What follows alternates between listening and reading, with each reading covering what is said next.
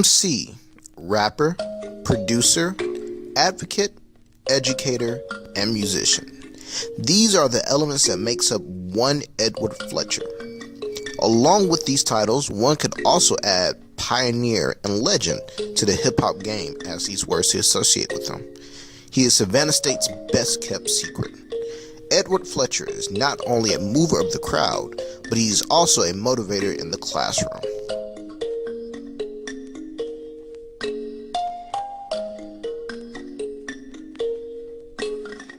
Teaching is the family business. My mother was a teacher, my father was a teacher, and actually my grandmother was a country teacher in Georgia. So teaching was kind of, even though I never was going to ever teach, we wind up doing these things.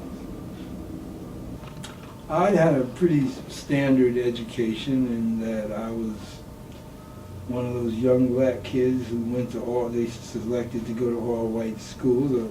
I went to a place for high school called St. Benedict's Prep, which is renowned in the country as a sports powerhouse. I played football there, and then I went to a place called Dickinson College in Carlisle, Pennsylvania. I went to Dickinson because it looked like Princeton. I didn't get into Princeton, and they recruited me. I went out there, and it's got the same architecture. It's a beautiful campus.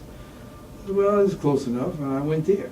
And I played football 1 year, part of 1 year, quit. And after graduating from there, I got into Columbia University. And I went there for 1.5 years until I quit to go play music. And then I actually went back and got a master's degree from Rutgers in educational administration, and I got a master's degree from the New School in media studies. So, that education thing that your parents will always tell you, you gotta listen to them.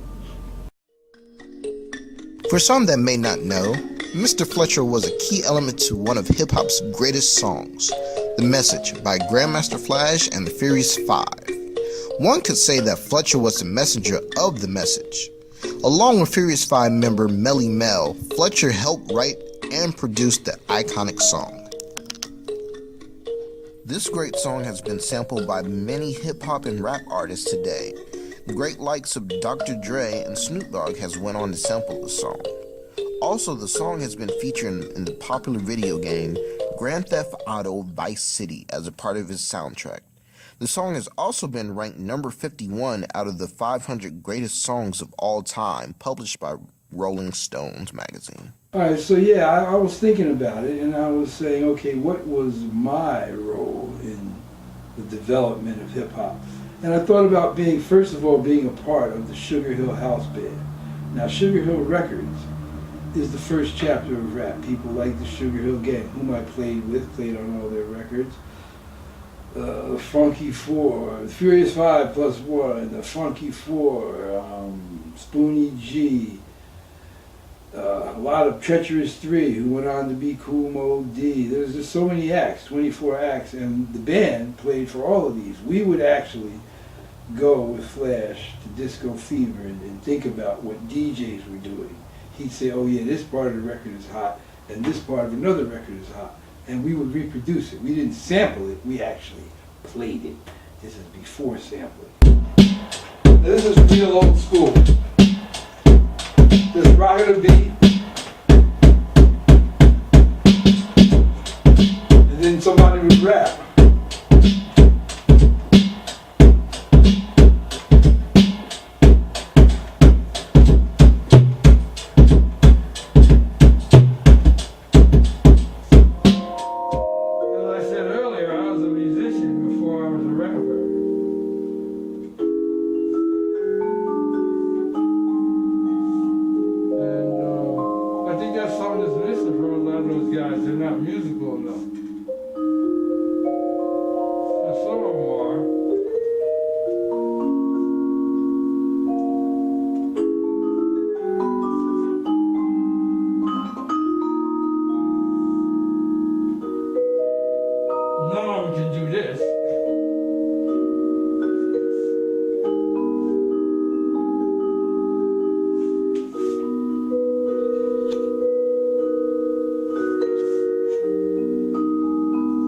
Musician. I was a percussionist.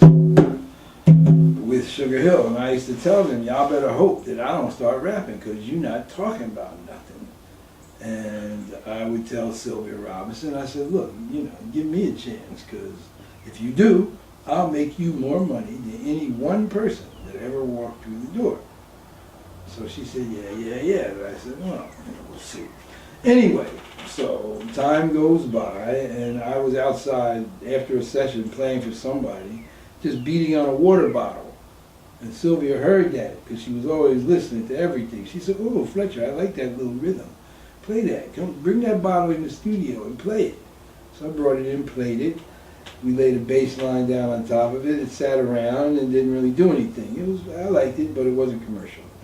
So then a while later, my right-hand man, one of my mentors, who was her right-hand man, said, Sylvia's not hot on anything. Why don't you write a little rhyme to that beat you did? And so I said, yeah, I'll do that. I said, but I got some different music. And we had been out on tour with Zap. That summer, one of the best tours we ever went out on. Zap, Sugar Hill, Slave, and I forget who the other actor was. It was a great summer. I had that genius of love. Because people always say, where do you get the music from? That music was so singular and so different. Well, if you go back and you listen to More Bounce to the Ounce, listen to the Tom Tom Club, and listen to Brian Eno, My Life in the Bush of Ghosts, which is also very influential at that time, you'll hear where the music came from. The rhymes came straight from me. And that's straight from me, except for the last verse. I played all the instruments except the guitar, which Skip played, and Mel had the last verse. But everything else is me. Played it, wrote it, and then they didn't want to do it. Flash and the Furious didn't want to do it. They didn't like it. Thought it was too dark. Nobody wants to bring their problems to the disco. So Sylvia tried all of them, and as I said, I wasn't a rapper. She said, Flash, why don't you get a little rap name, and I want to keep your voice on the record. You sound like you mean it. I said, all right, and I did that, and that's where Duke Booty had already been around as an MC for other entertainers and shows, but that persona came out as a rapper then, and I did 3 of their biggest selling records with them. If you look on the record, it says Grandmaster Flash and the Furious 5, featuring Melly Mel and Duke Booty. I could be talking while you do it. Yeah, that's the New York Times. Talking about how us as a band, which we were $1 million band, if you want to get a picture, we're over here. And that particular band, not only did I get a 6-figure deal, the rhythm section got a 6-figure deal, the horn section got a 6-figure deal, so we actually did make quite a bit of money. That's me playing percussion over here, and that's Spoonie G, who I think was an early, really good rapper that a lot of people don't understand how much he influenced people. Let's see, what else? Oh, and it's funny, if you can get there's a movie now that this year was nominated for an Oscar that talks about 20 Feet from Fame, about background singers, about a girl named Cindy Mizell, and she's right here performing with me and us 30 years ago, before the Rolling Stones and Luther and who she with.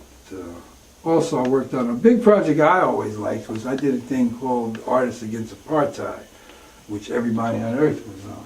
From Miles Davis to, that's the famed Sugar Hill Band. And the favorite band of all time, as far as I'm concerned.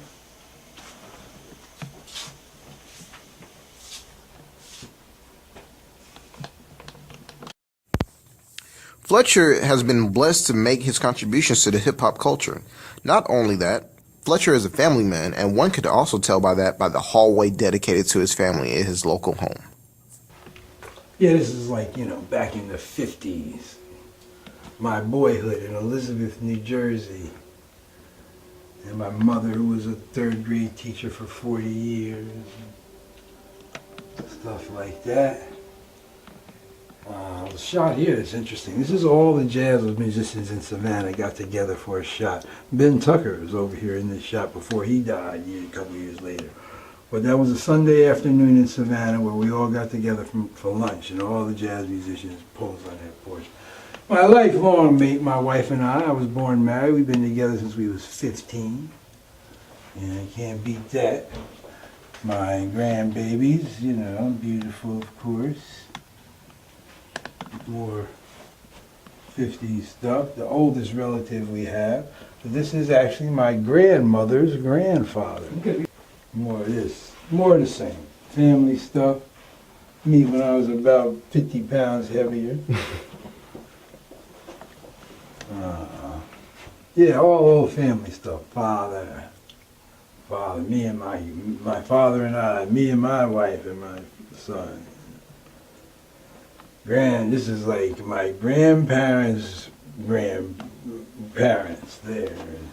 You know, some of these pictures, some of these people pretty old, you know. Because we're absolutely positive the other one was a slave, or his father was a slave. We're positive his father was a slave. But yeah, that's it, you know. My life, Elizabeth, New Jersey. You know, really, I don't even know if that kind of life exists no more, growing up as we did.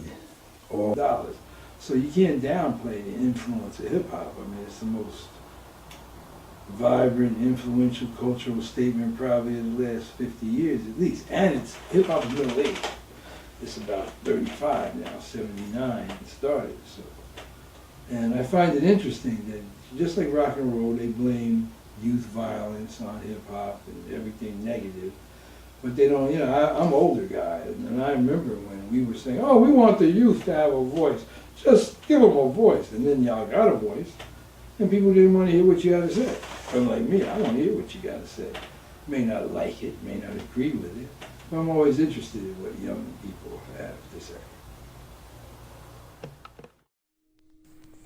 Being the musician that he has also took the time to observe the current hip-hop talents of today. He's gone on to express that he is a fan of rapper Kendrick Lamar and the talented hip-hop group Odd Future. As of right now, nobody knows what his current plans are for the future, even Fletcher himself, but he still has the love for music today. With this love of music and love of education, one can easily see that Mr. Fletcher loves to spread his knowledge and wisdom amongst the youth about the music industry and life lessons in general.